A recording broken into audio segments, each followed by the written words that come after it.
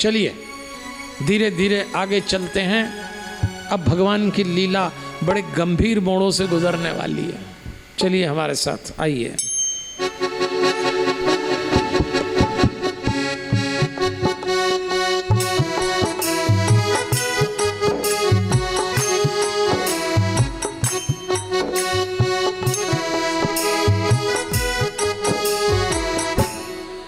ये रीत पुरानी है, सदियों से चली आई।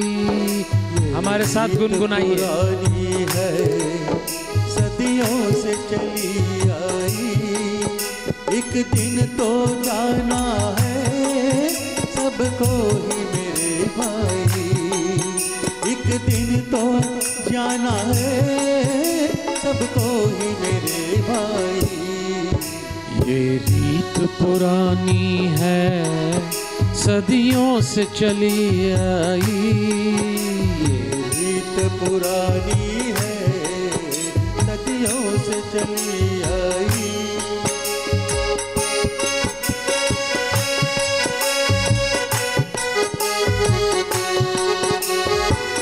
देखिए,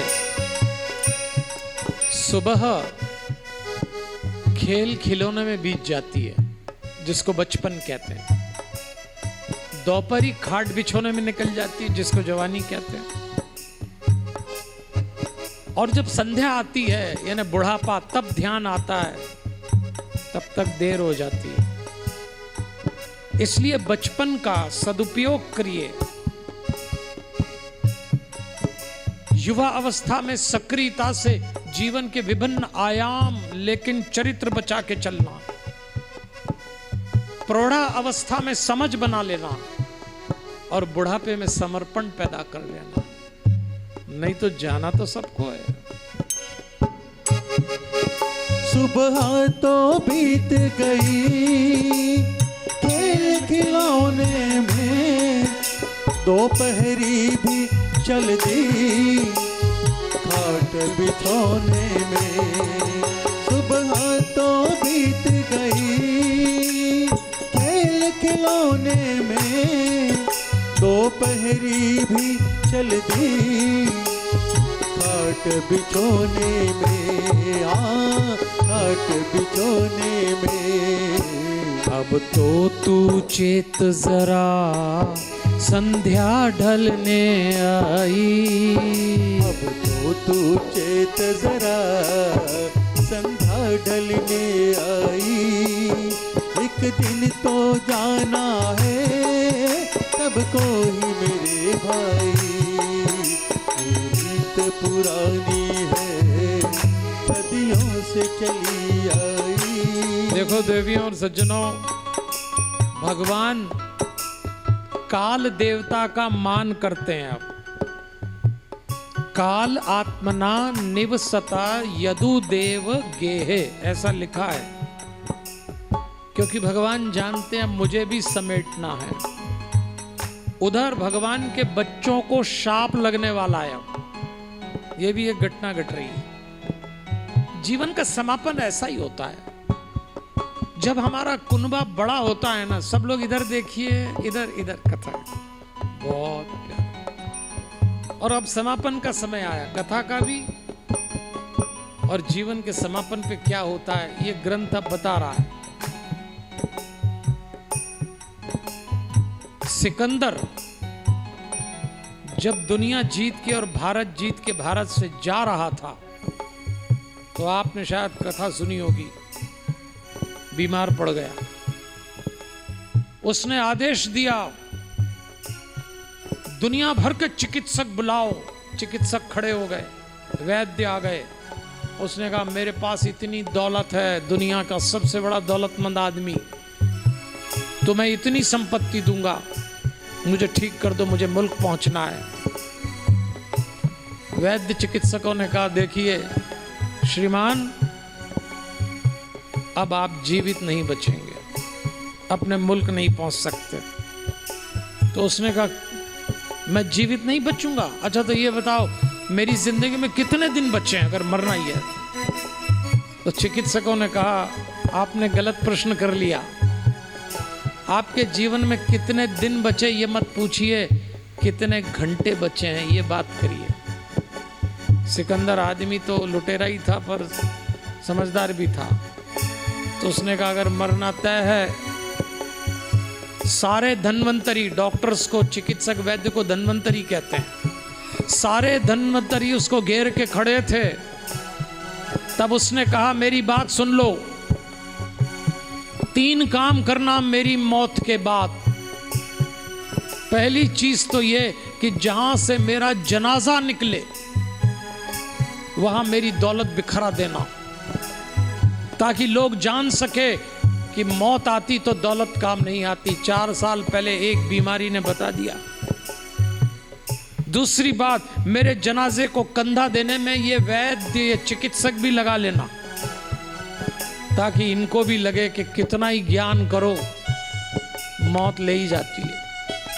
और तीसरी बात, ऐसा ताबूत बनाना कि मेरे हाथ बाहर निकालना खुली मुट्ठी, ताकि दुनिया देख सके कि सिकंदर जब दुनिया से गया वो सारे बाग उजड़ गए जिनके लाखों माली थे, और सिकंदर जब दुनिया से गया दोनों हाथ खाली थे, कुछ ले जा नहीं पाया।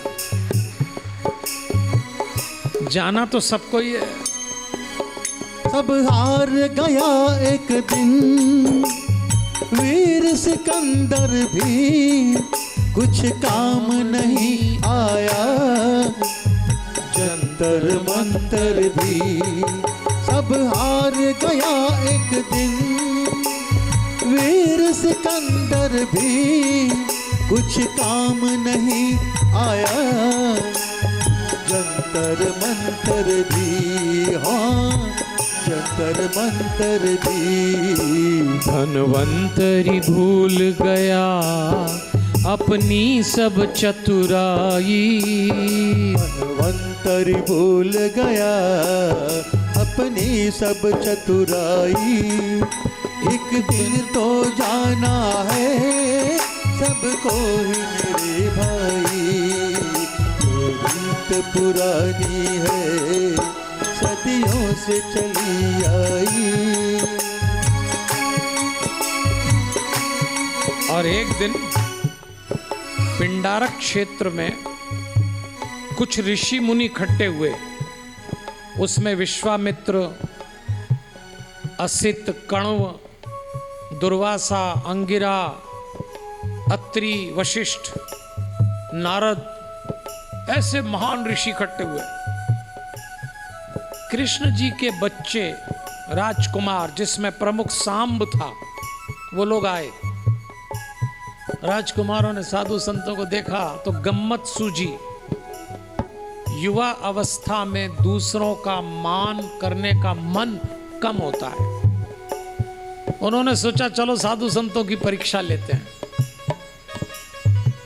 तो साड़ी पहना दिया सांब को, और साड़ी के अंदर पेट पे मूसल बांध दिया, और संतों से पूछा ये हमारे वंश की स्त्री है, गर्भवती है, आप तो त्रिकालदर्शी हैं, तो महात्मा जी बताएंगे कि इसके गर्भ में कन्या होगी कि पुत्र होगा।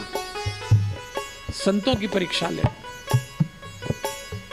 संतों ने आंख बंद की और देखा तो कहा ये क्या किया, जाओ हम शाप देते हैं कि इसके इस मूसल से, गर्भ से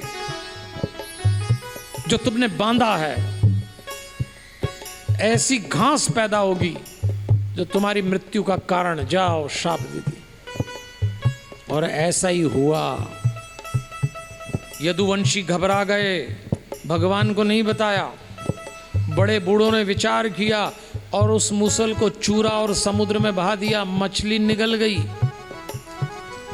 और उस चूरे के पानी से एरका नाम की घास पैदा हुई, जिसको बाद में उखाड़ उखाड़ के कल मरेंगे।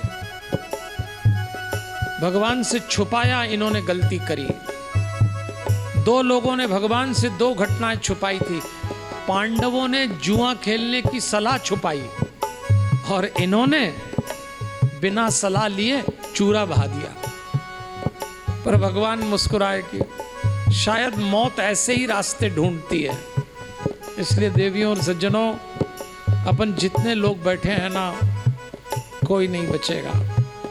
इस सांस के कटोरे में थोड़ी सी खुरचन बाकी है। कच्चे धागे में गठान लगाओ तो गठान नहीं लगती, धागा टूट जाता है। अच्छे काम कर जाइए तो परछाई पीछे रह जाएगी, वरना जाना तो सबको है। कुछ खुरचन बाकी है सांस सिकोरे में, कांटे कितनी दोगे कच्चे डोरे में। कुछ खुरचन बाकी है सांस सिकोरे में, कांटे कितनी दोगे कच्चे डोरे में। हाँ, कच्चे डोरे में। रह जानी है एक दिन जग में बस परछाई, रह जानी है एक दिन जग में बस परछाई। एक दिन तो जाना है सबको मेरे भाई। तो देवियों और सज्जनों, बिल्कुल ठीक बात बोली कवि हेमंत श्रीमाल ने। ये रीत पुरानी है सदियों से चली आई, ये रीत पुरानी है सदियों से चली आई।